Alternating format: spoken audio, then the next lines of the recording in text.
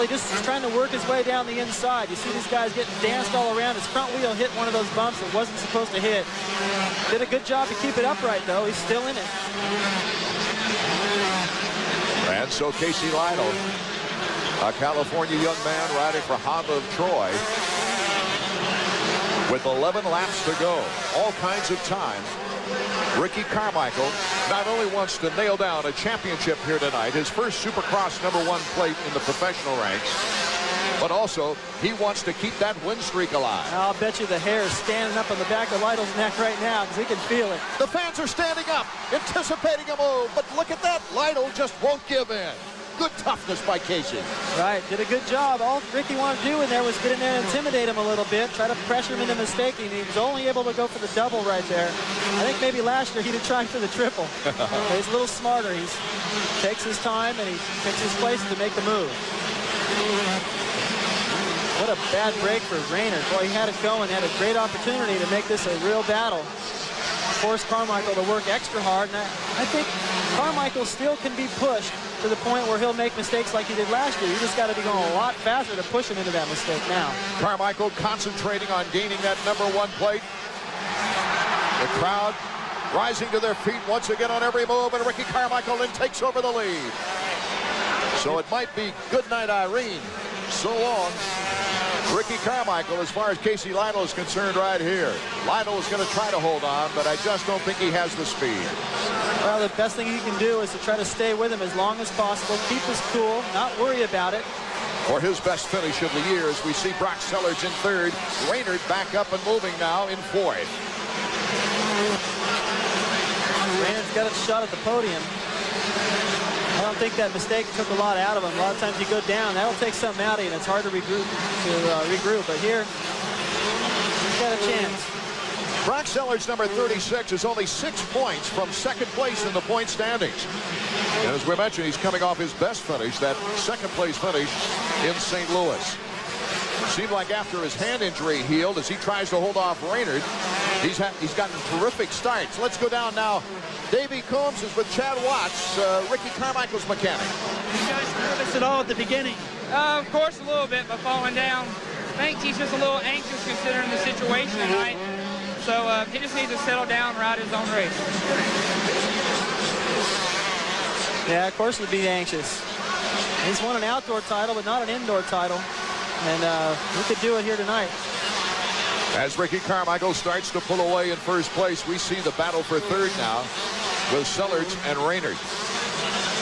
Raynard started off the season, David, with a second place. Then he took an 8th in Atlanta and set him back a bit. But then 3 straight second places, and he was within 24 points of Ricky Carmichael.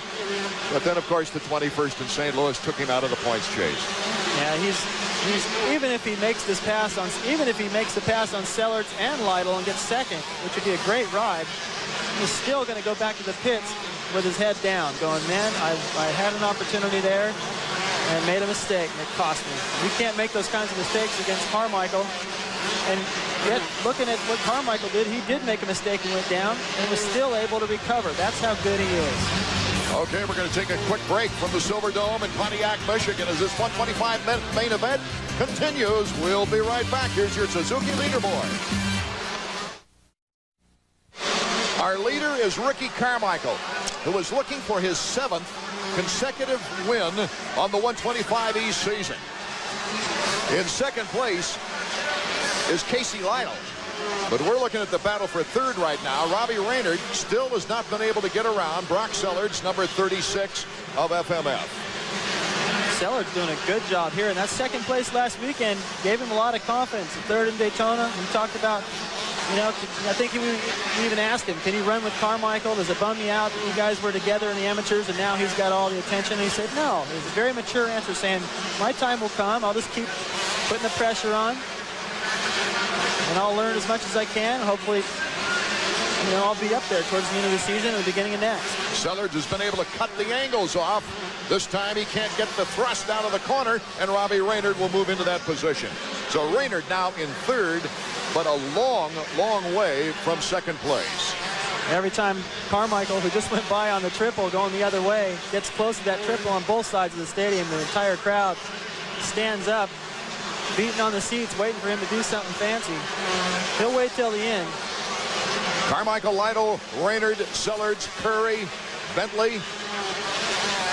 That'll give you an idea who has the up front positions as we take a look at number 21 on the Primal Suzuki, Robbie Raynard. He's got that whole straightaway right there. We can see up ahead to Casey Lytle, so he knows where he is and what he's got to do. He's got his job cut out, but it's possible he could still catch up to him and get second. Our Honda stopwatch will give us an indication as to the time between Ricky Carmichael and number 33, Casey Lytle, about a 9.1. And here is Robbie Raynard in third with Brock Sellards in fourth. That's growing about 2 seconds a lap, too. And Carmichael's lap times will probably even get a little bit better, where everybody else's will start to fade off just a little bit.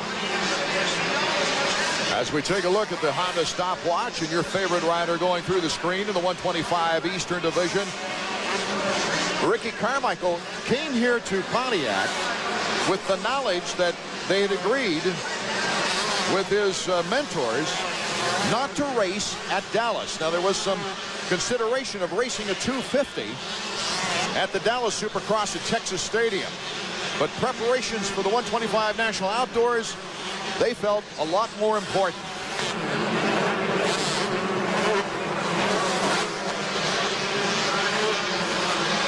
Ricky Carmichael, a 1:66.